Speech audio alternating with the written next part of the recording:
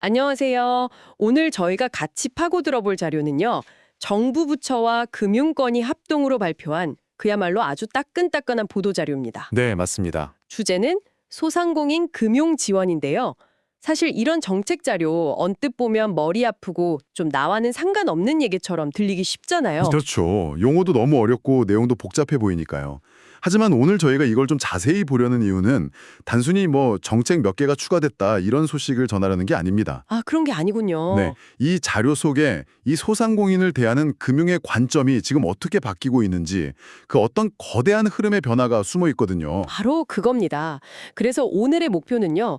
이 자료를 통해서 새로 나오는 대출 상품들, 이거 족보를 캐는 건 물론이고요.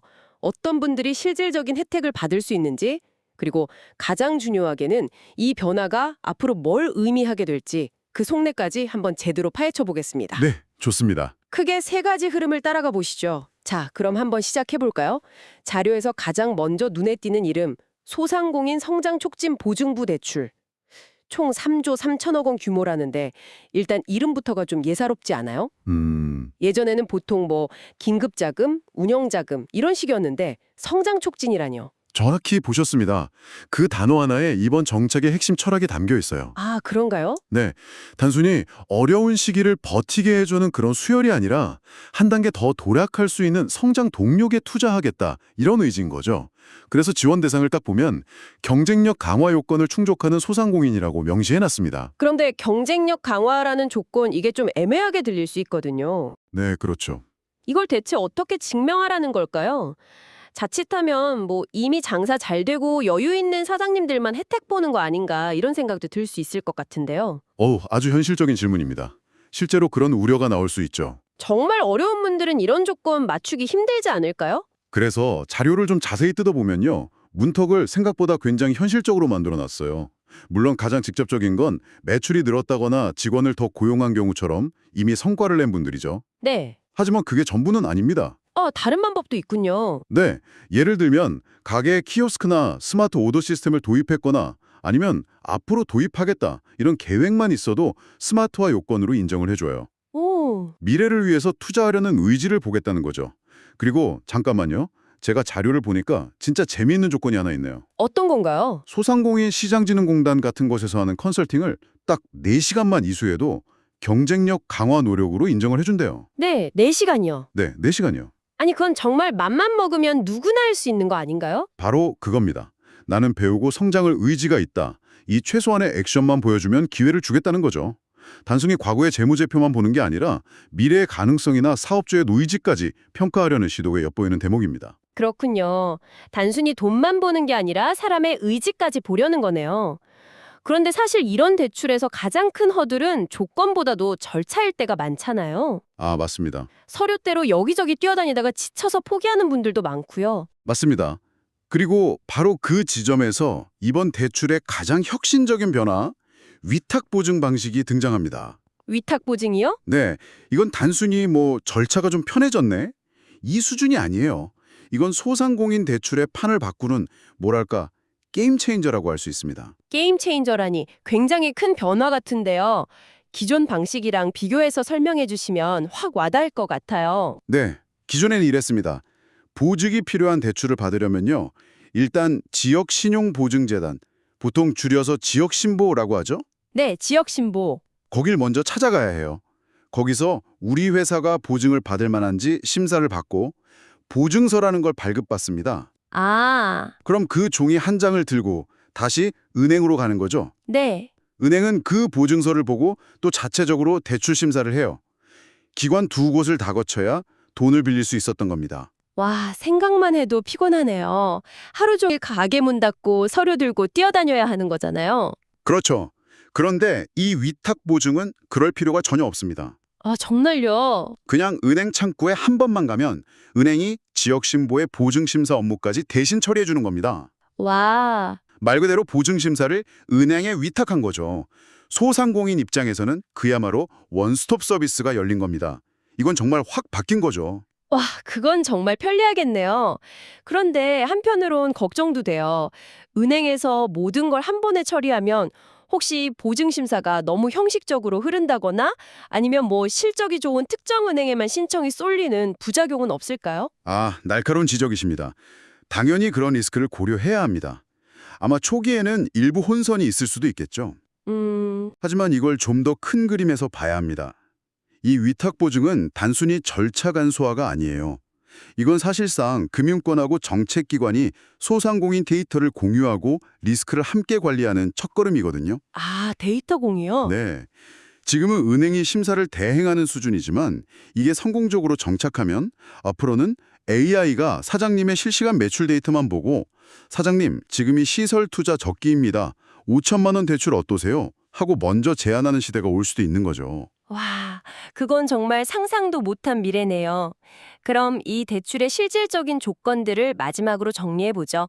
사업 경력 1년 이상, 그리고 신용평점 710점 이상이면 일단 신청 자격이 되고요. 네, 개인 사업자는 5천만 원, 법인은 1억 원까지, 최대 10년 분할 상환에 3년까지 거치가 가능합니다. 맞습니다. 11월 17일부터 주요 시중은행에서 시작했고 28일에는 더 많은 은행들이 참여한다고 하니 관심 있는 분들은 주거래은행에 문의해보시면 되겠네요. 자, 이렇게 새로운 도전을 지원하는 대출을 살펴봤는데요. 사실 매일 묵묵히 가게를 지키면서 대출금을 성실하게 갚아나가는 분들이 훨씬 더 많잖아요. 그렇죠. 그런 분들을 위한 당근 같은 건 없을까요? 물론 있습니다. 오히려 더 큰 규모로 준비되어 있죠.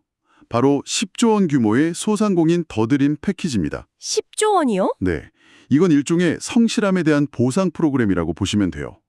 이미 여러 상품이 나와 있었는데 최근에 마지막 퍼즐 조각 같은 두 가지 상품이 출시되면서 이 패키지가 완성됐습니다. 와, 10조 원 규모라니 어마어마하네요.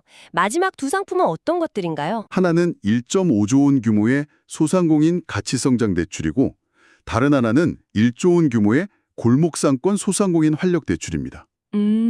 이름만 봐도 성격이 확 다르죠. 이게 바로 이번 지원책의 또 다른 핵심, 투트랙 전략입니다. 투트랙 전략이요? 네, 모든 소상공인을 똑같은 방식으로 지원하는 게 아니라 성장 단계하고 특성에 맞춰서 전혀 다른 방식으로 접근하는 겁니다. 예를 들어 가치성장 대출은요, 디지털 전환, 수출, 혁신기술처럼 성장 잠재력이 폭발할 수 있는 곳에 집중 투자하는 상품이에요. 아, 이런 경우를 상상해 볼 수 있겠네요. 동네에서 아주 맛있는 수제 맥주를 만드는 사장님이 계신데 해외 바이어한테서 연락이 온 거예요. 네네. 그런데 막상 수출 계약을 하려니 설비도 늘려야 하고 포장 디자인도 세련되게 바꿔야 해서 목돈이 필요한 거죠. 와, 완벽한 예시입니다. 바로 그럴 때 이 가치성장 대출이 날개를 달아주는 겁니다. 최대 30억 원이라는 파격적인 한도에 금리도 최대 1.5%나 깎아주거든요. 30억 원이요? 네. 자료에 나온 사례를 보면 소프트웨어 개발업체가 이 대출로 10억 원을 지원받아서 연간 1,500만 원의 이자 비용을 아꼈다고 해요. 와, 1,500만 원? 1,500만 원이면 개발자 한 명을 더 고용할 수도 있는 돈이죠. 성장의 선순환을 만드는 겁니다. 그렇군요. 그럼 반대편 트랙에 있는 골목상권 소상공인 활력 대출, 이건 어떤 분들을 위한 건가요? 이 대출은 우리 경제의 실핏줄 같은 곳들을 위한 겁니다. 전통시장에서 몇십 년째 국밥집을 운영하시는 사장님, 동네 골목에서 아이들 간식을 파는 떡볶이 가게 사장님, 프랜차이즈 가맹주처럼 지역 경제의 기반을 든든하게 바치고 있는 분들이죠. 아, 이분들에게는 수십억 원의 성장 자금보다는 당장 경기가 어려울 때 버틸 수 있는 운전 자금이 더 절실하거든요. 그렇겠네요. 그래서 이 상품은 대출 한도가 최대 5천만 원으로 상대적으로 적지만 금리 우대는 똑같이 최대 1.5% 피를 적용해 주는 거군요. 맞습니다. 고성장 기업에는 스케일업을 위한 큰 자금을, 그리고 지역 경제의 뿌리인 골목상권에는 위기를 극복하고 활력을 불어넣는 맞춤형 자금을 공급하는 것. 이게 바로 각자의 상황에 맞는 옷을 입혀주겠다는 투트랙 전략의 핵심입니다. 새로운 자금 지원도 중요하지만 사실 많은 분들에게는 새로 돈을 빌리는 것보다 지금 짊어지고 있는 빚의 무게를 더는 게 더 시급한 문제일 수도 있어요. 네, 그렇죠. 그런 분들을 위한 대책도 포함되어 있겠죠? 그럼요. 신규 자금 공급이 공격이라면 기존 채무 부담 완화는 수비에 해당하죠. 아, 공격과 수비. 이 두 가지가 함께 가야 진짜 효과가 있습니다. 이번 정책에도 상환 부담 완화 프로그램이 아주 비중 있게 다뤄지고 있습니다. 현재 사업을 하고 있는 분들이랑 안타깝게 폐업한 분들로 나눠서 볼 수 있겠더라고요. 네. 먼저 사업을 계속하고 있는 분들은 어떤 도움을 받을 수 있나요? 소상공인 시장진흥공단이나 지역신보에서 받은 기존 정책 자금을 성실하게 갚아나가고 있다면요. 상환 기간을 최대 7년까지로 늘려주고 금리도 1%피 깎아주는 특례를 지원합니다. 당장 매달 내야 하는 원리금 부담을 직접적으로 줄여주는 아주 실질적인 대책이죠. 그런데 저는 특히 폐업한 소상공인을 위한 지원책이 정말 의미 있게 다가왔어요. 아, 맞아요. 사업이라는 게 항상 성공할 수만은 없는 거잖아요. 그렇죠. 한번 실패했다고 해서 인생 전체가 실패한 것처럼 낙인 찍히고 재기할 기회조차 막혀버리는 게 가장 안타까운 일인데 그런 분들을 위한 내용이 있더라고요. 네, 그 부분이 이번 지원책에서 가장 따뜻한 부분이라고 생각합니다. 지역신보 보증부 대출이 있는 상태에서 폐업한 분들의 경우 상환 기간을 최대 15년까지 대폭 늘려줍니다. 15년이요? 네.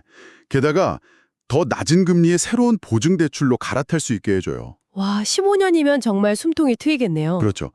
사업에 실패했더라도 빚 때문에 재도전할 엄두조차 내지 못하는 상황을 막겠다는 겁니다.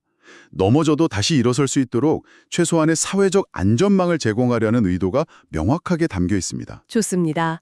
오늘 정말 깊게 파고들어 봤는데요. 오늘 살펴본 자료의 핵심적인 변화 다시 한번 정리해 볼까요? 네, 첫째, 은행 한 곳만 가면 보증과 대출을 한 번에 끝내는 원스톱 서비스가 시작됐다는 점.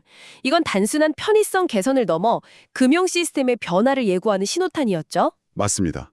둘째는 성실하게 사업하는 분들을 위해 성장과 활력이라는 두 개의 맞춤형 트랙으로 지원하는 더드림 패키지가 완성됐다는 점이죠. 네, 모두에게 똑같은 옷을 입히는 게 아니라 각자의 체형에 맞는 옷을 제공하기 시작했다는 거고요. 바로 그거죠. 그리고 마지막으로 새로운 자금 지원뿐만 아니라 기존 채무의 부담을 덜어주고 심지어 실패한 사람에게도 다시 일어설 기회를 주는 회복 지원이 강화되었다는 점입니다. 맞습니다. 이 세 가지를 종합해 보면 소상공인 금융 지원의 패러다임이 생존에서 성장으로, 또 공급자 중심에서 수요자 편의로, 그리고 일회성 지원에서 지속 가능한 관계로 옮겨가고 있음을 명확하게 보여줍니다. 만약 여러분께서 사업을 운영 중이시라면 오늘 저희가 나눈 이야기 속에서 나는 어떤 조건에 해당하는지, 어떤 지원을 활용해서 내 사업의 다음 단계를 그려볼 수 있을지 점검해 보시면 정말 좋은 기회가 될 겁니다. 오늘 이 자료를 파헤쳐 보면서 기관과 기관 사이의 벽이 허물어지는 모습이 가장 인상 깊었는데요. 네, 저도 그렇습니다. 마지막으로 저희가 던져드리고 싶은 질문이 바로 이 지점과 연결됩니다. 자료에 따르면 이번 금융지원은 은행과 신용보증재단 같은 기관들의 긴밀한 협업을 통해 이루어집니다. 특히 위탁보증처럼 서로의 칸막이를 허무는 시도가 이제 막 첫 발을 떼었는데요. 앞으로 이러한 협업이 데이터와 기술을 만나 훨씬 더 고도화된다면 단순히 과거의 매출 기록이 아니라 실시간 재고 현황이나 고객 리뷰, 상권 데이터 같은 비재무 정보를 기반으로 한 지금과는 완전히 다른 차원의 소상공인 금융 서비스가 등장할 수도 있지 않을까요?